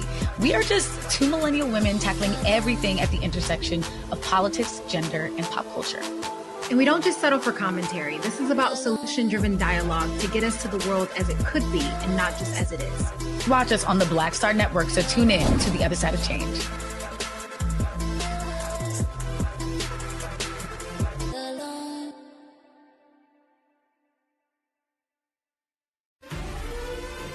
Violent white supremacy is, quote, the most persistent and lethal threat in the homeland. The greatest terrorist threat to the homeland is the homegrown violence stream, including hate crime committed on behalf of some kind of white supremacist ideology. They are coming after everything in Black America. MAGA and Donald Trump are specifically targeting Black America. They are going after the money. Attack Black Lives Matter. Attack critical race theory. Attack woke, DEI. MAGA wants to defund Black America. This is a perfect example of their desire to completely degrade and de-emphasize Black people.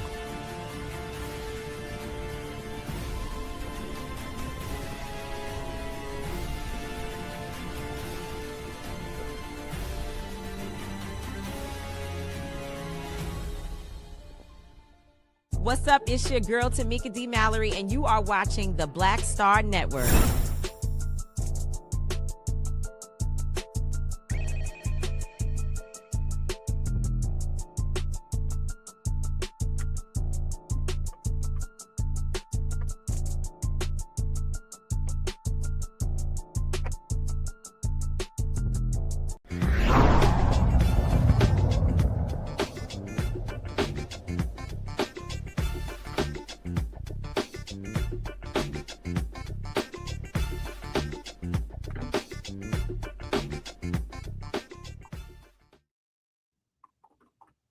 All right, folks. It is time. Folks, it's time for headlines with Brittany Noble.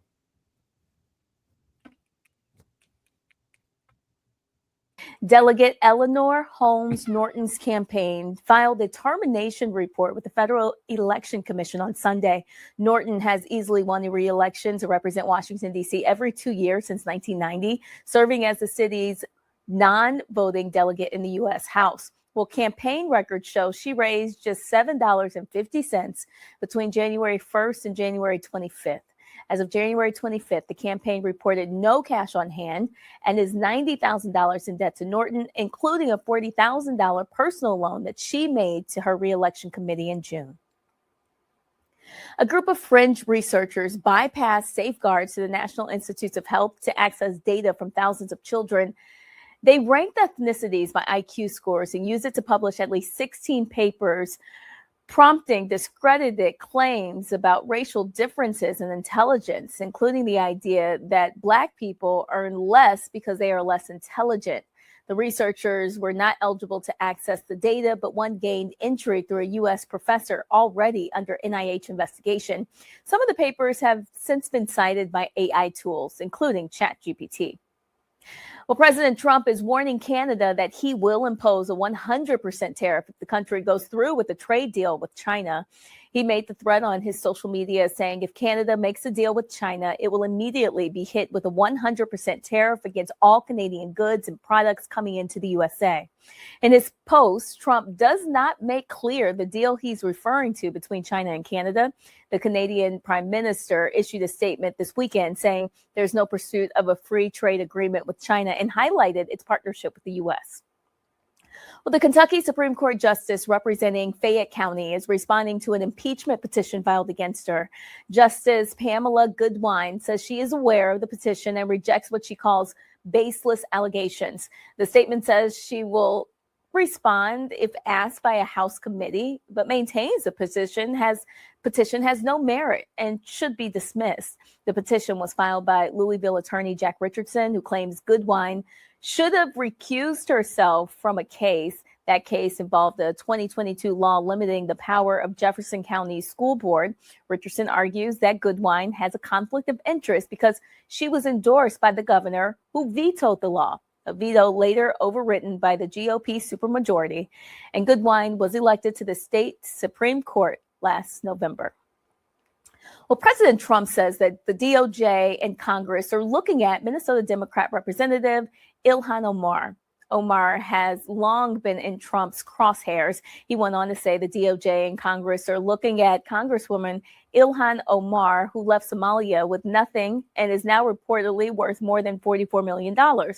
Well, Trump did not provide further details on the alleged investigation, but for weeks he has attacked Omar, the first Somali American elected to Congress. Trump has been criticized over his handling of immigration enforcement in the Minneapolis area. He and his allies have drawn renewed attention to fraud allegations involving Somali-run daycares. The president says that his administration is investigating massive fraud in the state. Roland. All right, then. We appreciate that. Folks, we've been telling you about what's been happening in Memphis. There's been a lot of focus in targeting of the Elon Musk, his XAI, and the turbines there, and the impact it is having on residents, Black residents there in Memphis. You've had city leaders and others who have allowed them to operate with impunity, not really holding them accountable. But now the EPA has issued a ruling. State Representative Justin Pearson joins us right now. Glad to have you back on the show. So take us through what action has the EPA, what have they actually said about these turbines? Yeah, the EPA affirmed what our community has said from the beginning, that Elon Musk and XAI were illegally operating gas turbines without a permit.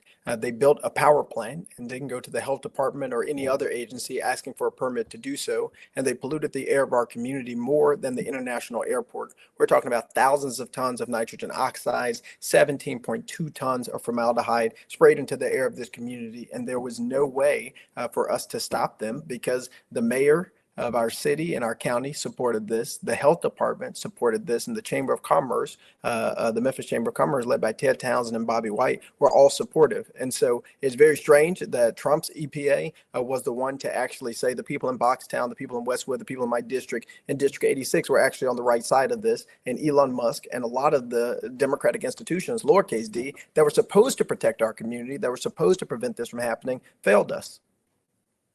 All right. So what next? I mean, that is huge that Trump's EPA, I mean, listen, they kissed the ass of companies left and right that they would actually issue this kind of ruling. Yeah, I mean, it affirms what the Clean Air Act has been saying the whole time. And what we were telling people was, look, they're asking whether or not there is an exemption. And if they're asking about it, that means currently there isn't one. And so anything that this company was saying about how they needed to have an exemption or have a year to be able to pollute as much as they want was completely false and was completely wrong. And so it affirms that the Clean Air Act is still the federal law of the land and it needs to be followed. And the reality is we're actually in a fight now because they took these same gas turbines, moved them to South Haven, which is just across the border, and they're now illegally operating them in South Haven. But as you know, when it comes to environmental justice, the communities that are most impacted are Black communities, Latino communities, poor communities, even poor white communities. And South Haven, Mississippi is the only county in the entire state that has an F in air quality. And so this is perpetuating harm that already existed before XAI. And we have a hearing on February 17th, which we're sending a lot of people to speak up about this because the air don't care if it's in Mississippi or if it's in Memphis. We share the air and the consequences are going to fall disproportionately on people who have COPD, disproportionately have asthma, disproportionately already have lung ailments, which is historically communities that have been polluted like our district right here in Memphis, especially in Southwest Memphis. And so it's going to be an organizing tool for us, but it's also for communities across the country that are fighting these data centers. They can't illegally pollute our neighborhoods. They have to go through permit processes, which allow for us to be able to have a say about what they are doing. These billionaire games can't continue to destroy our communities on the backs of poor folk.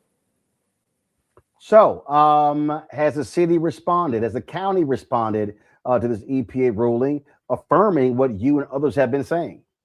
They are as quiet as they have ever been. I mean, the mayor, he put out a op-ed calling our community liars. Now he has nothing to say.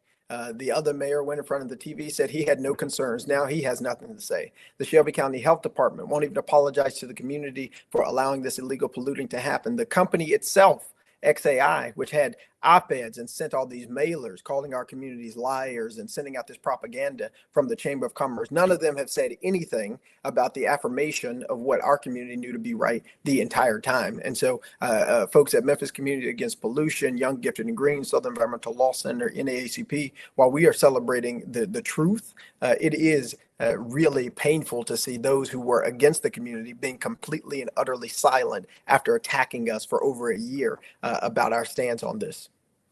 This is a CNBC article. It said the EPA's updated rule clarifies that those kinds of turbines can't be designated as non-road engines, and companies must also obtain Clean Air Act permits before installing them, particularly if their aggregate emissions will go above major source thresholds of pollutions. And it says right here, the Shelby County Health Department in Memphis previously allowed XAI to designate its turbines as non-road engines and to start using them without any public comment and environmental impact review, as would have been required in a standard permitting process. The whole point of the city and the county is to protect the residents. These are the people. So I would hope, first of all, you got some elections coming up there. I would hope this is going to be an issue at the ballot box for the folk who don't give a damn about the air quality of the residents. Absolutely. And we got these elections coming up here in May, on May 5th. And before that, for early voting for a new county mayor, for folks on the county commission. And next year, we're going to have city council elections and a new city mayor election, because we have a responsibility as elected officials to protect our citizens, to protect our communities. That's the job. You swear your hand on a Bible or the Quran or whatever it is, and you swear an oath to protect our communities. And instead, a billionaire and $1 billion corporation was protected more than people who have a cancer risk that's 4 times the national average, people who are dealing with 18 toxic release inventory facilities surrounding our community already, who have historically been marginalized and historically been mistreated. And the people in power perpetuated the harm. And it took this EPA to say, you know what, they were right the entire time. And now those same folks who push this narrative, same folks who push this propaganda, who have all these fancy titles, they're now silent. And so they're going to perpetuate this harm, pretending like our community wasn't right. This isn't how it's supposed to be, which is why we have to get new people in power who are going to hold them accountable. And that's exactly what we're going to do. All right, State Rep Justin Pearson, we sure appreciate it. Thanks a lot. I appreciate you too. Thank you very much, folks. On Saturday, the Texas AFL-CIO held a debate between Texas State Rep James Tallarico and Congresswoman Jasmine Crockett. Both of them are running for the Democratic nomination for the United States Senate in Texas. The primary is going to taking place on March 3rd. Here are some of what they had to say on Saturday. Ms. Crockett, you have said you would absolutely at least support an impeachment inquiry into Donald Trump if he engaged in misconduct. Under what specific circumstances, if any, would you support impeachment or an impeachment inquiry, and where do you draw the line? You have 60 seconds. So I want to be clear about this. The statement he just made was from a while ago, before things got as bad as they are right now. I think that there is more than enough to impeach Donald Trump, period, on the face of it. In fact, Al Green has put on the floor more than once impeachment resolutions, and I have voted for them.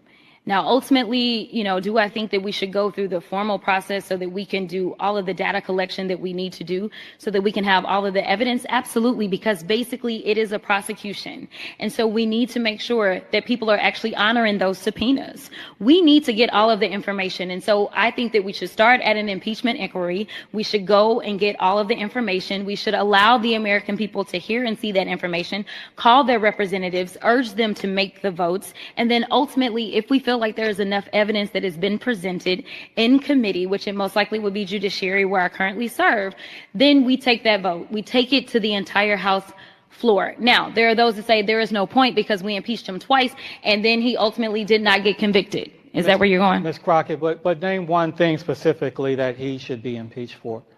I think that he should be impeached as it relates to his unlawful use of the tariffs. That's a very easy one. He doesn't have the legal authority to do it.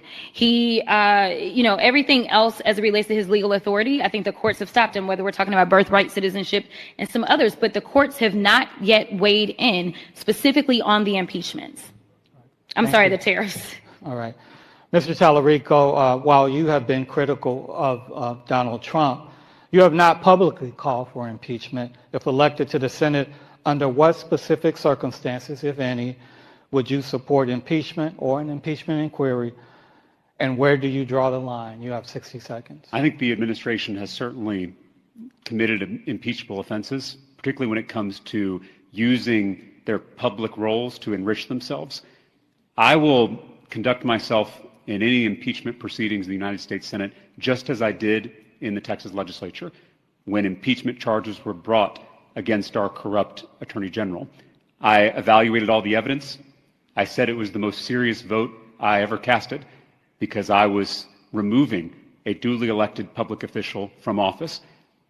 The person who I voted to impeach is now running for this Senate seat on the other side of the aisle. And it should underscore the importance of stopping a Senator Ken Paxton, maybe the most corrupt politician in America, and that's saying something. So to answer your question, Gromer, people can look at how I conducted myself in those impeachment proceedings. I will pore through the evidence. I will treat it with the utmost seriousness, and I will vote my conscience, and I will do my duty. And I believe I heard you say something about enriching himself financially, but be specific. What's one thing you would vote to impeach? Gromer, I'm not going to articulate articles of impeachment here at a political debate, but if those charges are brought in the U.S. House and they come before the U.S. Senate, I will carefully evaluate them, I will weigh the evidence, and I will do my duty as a U.S. Senator. All right, so let's go to our panel here. This is going to be an interesting race to watch.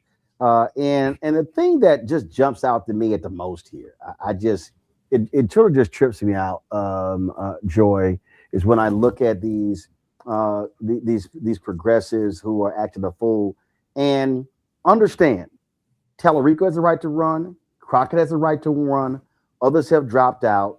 And guess what? You let them run. They didn't attack each other in the debate. Let it be about policy. Who has the best ground game? Who gets their voters out? That's what happens. And if your candidate doesn't win on March 3rd, you know what you do? You consolidate. You get behind the winner, and you say, let's take down who's going to be the Republican running, whether it's incumbent John Cornyn, Congressman Wesley Hunt, or it's the corrupt Texas Attorney General Ken Paxton. To me, this ain't hard.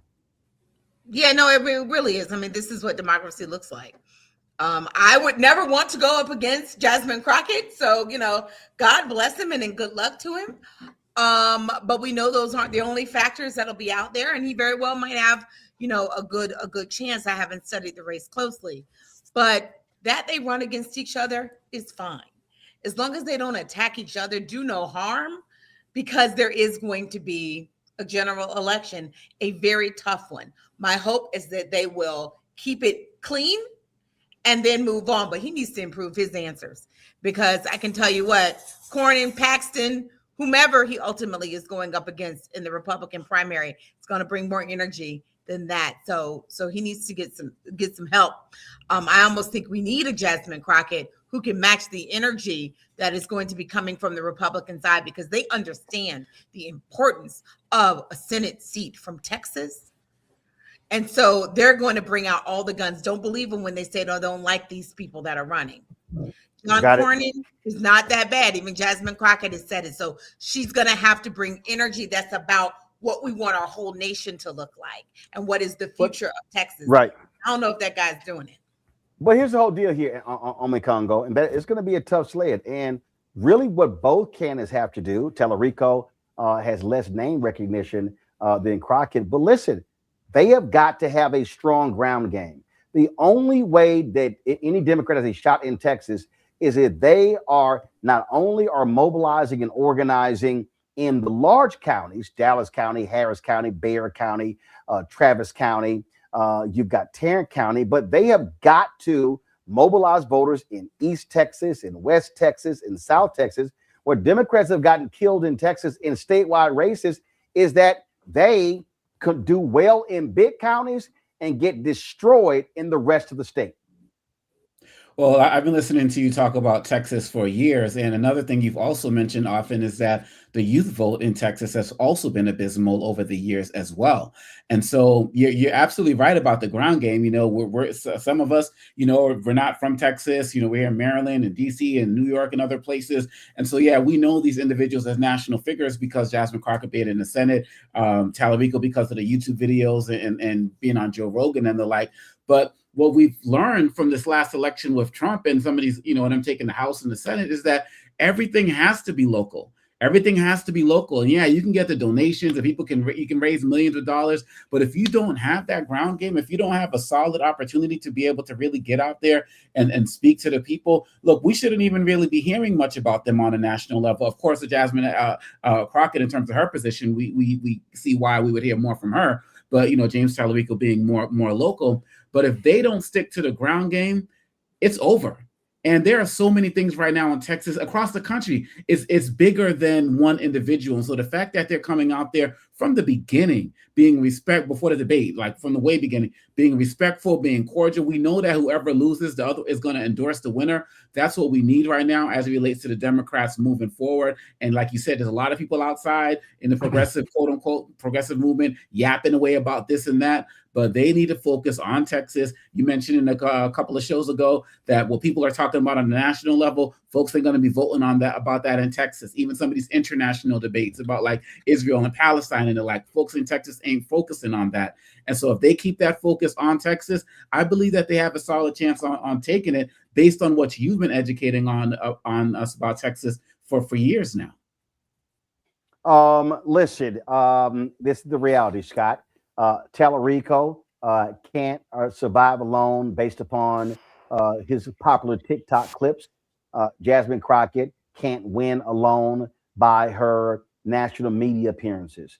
Again, I'm going to say this, both candidates have got to have a massive ground game, massive volunteers, turning people out, speak to the local issues. And so for all of these dumb progressives who don't know shit about Texas, who are like, oh my God, Crockett is going to cost us a chance in the state. I'm like, Listen, a Democrat ain't been elected statewide in Texas. Not this race. Any statewide race in Texas. 1988. And part of that is because they have not captured the attention, fired people up. They're going to have to do that. And so both of them have got to be putting strong campaign teams together that are putting a campaign infrastructure. You can have a great candidate. That don't mean jack if you don't have a campaign infrastructure. And both of them have lots of work to do before the March 3rd primary.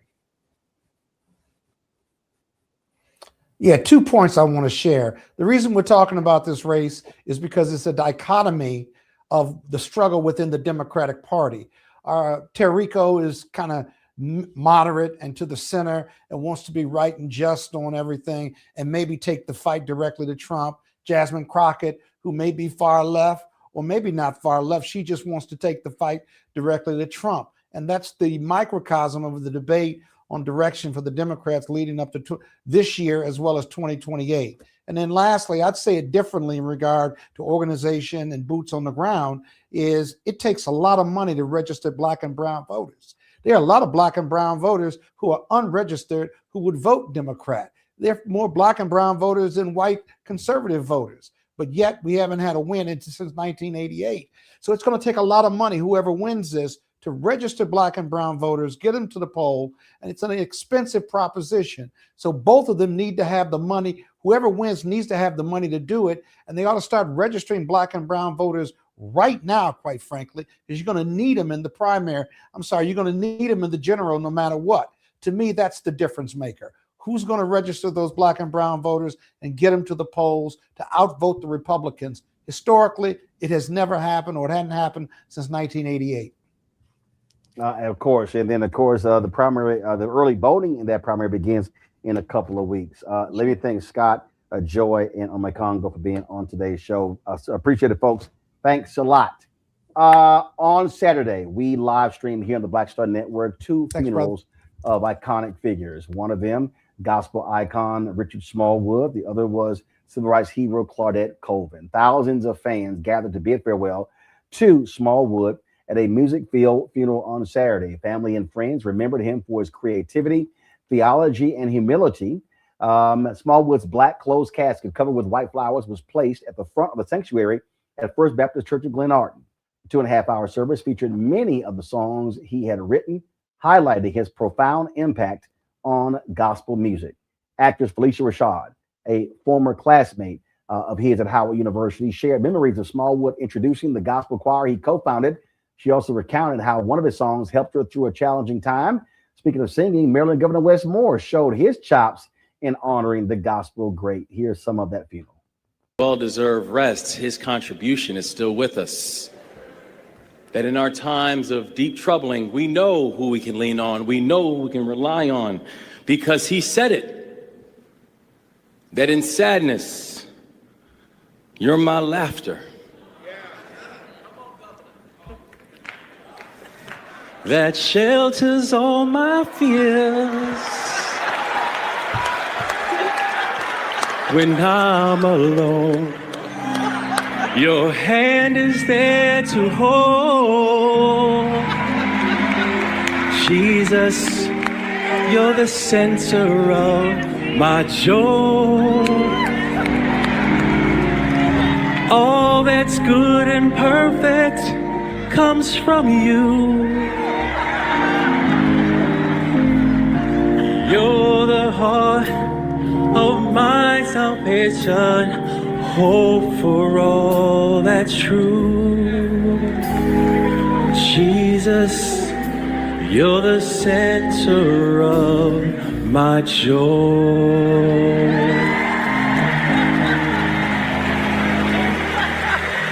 God bless you, Richard. Rest in well-deserved peace.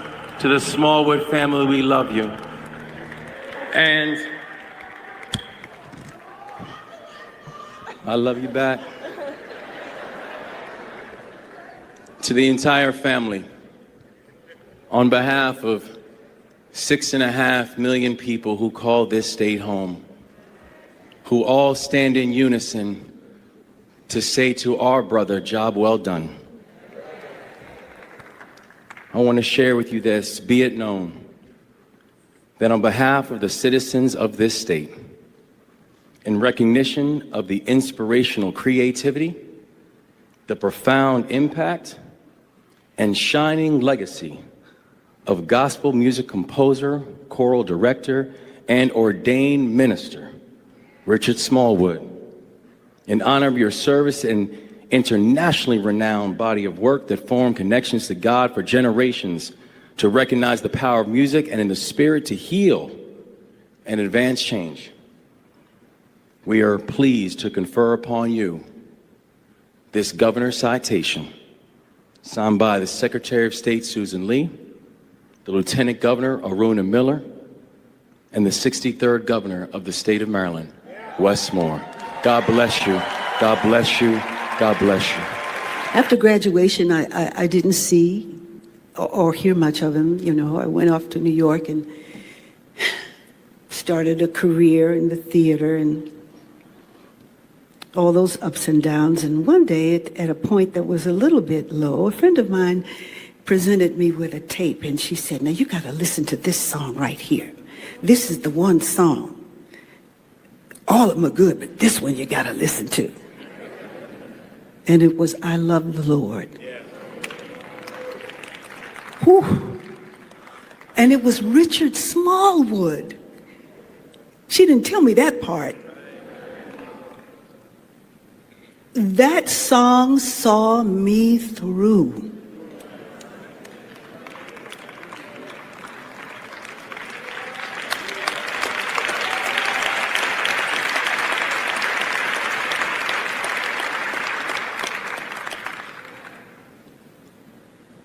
And you know through your own experience, and nothing refutes the truth of your own experience, that love of the Lord will bring you through each and every time.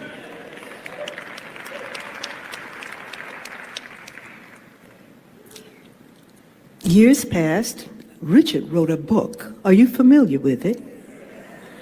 Someone said to me the other day, well, maybe at some point there'll be a film that'll be made about this book. I said, yeah, okay. Maybe so. But my hope is that people would read it. Because in reading it, you hear his voice. You hear him speak to his own life experience, the challenges he faced, who would have known, and how he always came through. Because Sir Richard's life and his life's work are affirmation of the power of remembrance, worship, and praise. I am so thankful. I am so thankful. I am so thankful.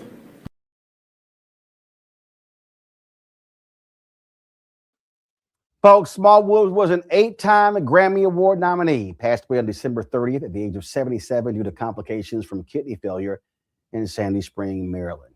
In Birmingham, Alabama, hundreds gathered to bid farewell to Claudette Colvin. She was recognized as a pivotal yet often unsung hero of the civil rights movement.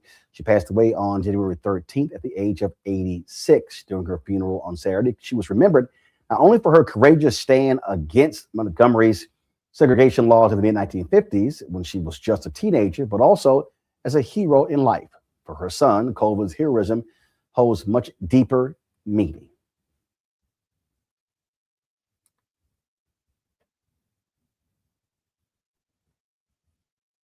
For coming out to celebrate my mom, whom the Lord shared with us for 86 years.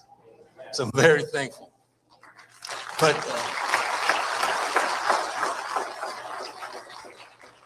But this also reminds me of when we moved her down from the Bronx and we had a celebration and we had a number of people that came out to visit and came out to share also. And I spoke for about 15 minutes then, and I had several pages of notes.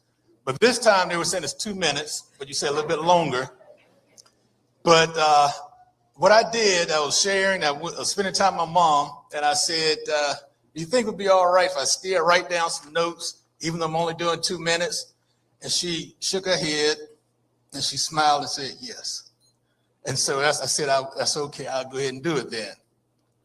But that kind of reminds me, from a child until now, my mom and I always had a lot of conversations. We always talked. We talked a lot. When she was in New York and when I would be traveling, I was in college, sometimes we would talk for hours, so many hours, so long, sometimes I would fall asleep. And then I would wake up and I'd call the next day and I said, I'm sorry, I fell asleep, Mom. And we'd chuckle about it and laugh. But as people were saying, my mom was a good storyteller. She had a lot of history. And one thing she did, she instilled in me when she would talk, how to see the presence of the Lord in certain situations. That was what she would do. We would talk about the world, we would talk about communities, people, and families.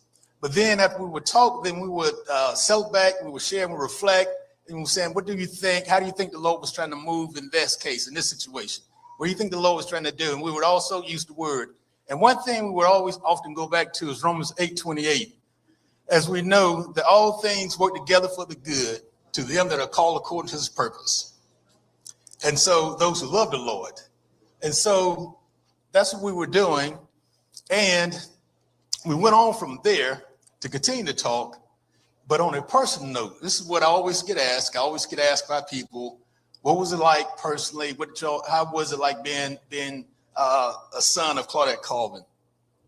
But I would say, after we talked about the world and things like that, she would talk about grace. And when I say grace, you might have heard her speak of her grandchildren. She would always talk about her grandchildren and her grands. She just loved them. She loved them. And you can also see that if you want to know what I'm talking about, just take a look at the grandchildren tribute in the program and you'll see what I'm saying. But this is the point and why she would do this. My mom felt, for those of y'all who know her story, my mom felt that the Lord actually saw her, saw some of the decisions she made, and decided to grant her grace and bless her with a long lineage of wonderful grandchildren and great-grands. So that was one reason she would do that. Again, she was looking for the Lord in that situation. In spite of everything that went on, she saw grace. And then, so I'm going to talk about the children because from then, they also will maintain respect and concern for other people. From there, they would do that. They went to top programs. I'm going to talk about them now. They went to top programs. They have advanced degrees in medicine, nursing, international affairs, and social work. They have one who served in the Air Force in radar and aerospace systems. They help keep us safe. They actually help keep the world safe using aerospace systems. We also have a grandson who is in the Navy Reserves in electrician construction. And we also have one who served in the Army and received injuries while serving in the Middle East. So her grandchildren, to her, she felt blessed. And she felt that the Lord extended her grace based on what they were doing, how they used the talents and gifts that God blessed them with, and also how they sought to serve this country, like in the military, even in law enforcement. So she was very proud. But then I would say, when we wanted to take it easy, what would we do? And my wife would probably understand this, some of you all. I would sometimes go through the drive-through and just order 2 senior cups of coffee. And then we would actually just get the coffee, we'd drive, and I'd just pull over to the side and we'll park.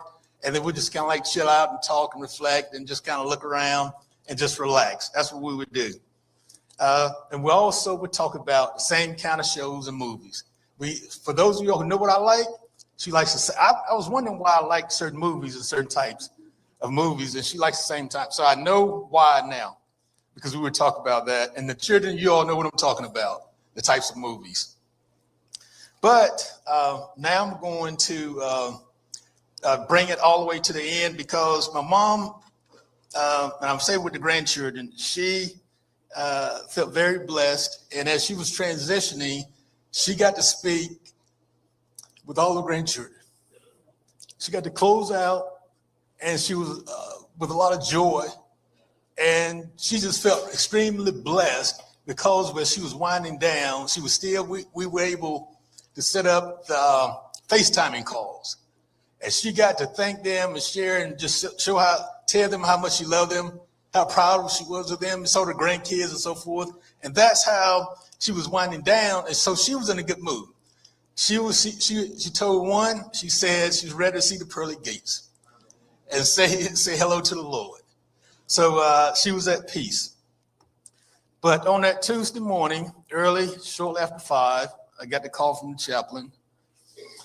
And after embracing the finality of things, I thought about it, and then I began to again look for the presence of the Lord, let's say, in all of this.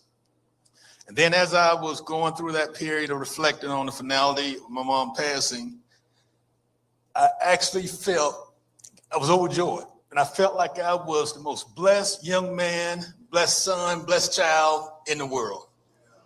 And then I just began to thank the Lord. And I thank God for blessing me with such a wonderful and caring mother. And I just spent the rest of that time just praising God and thanking him, because I just felt so blessed for having my wonderful mom.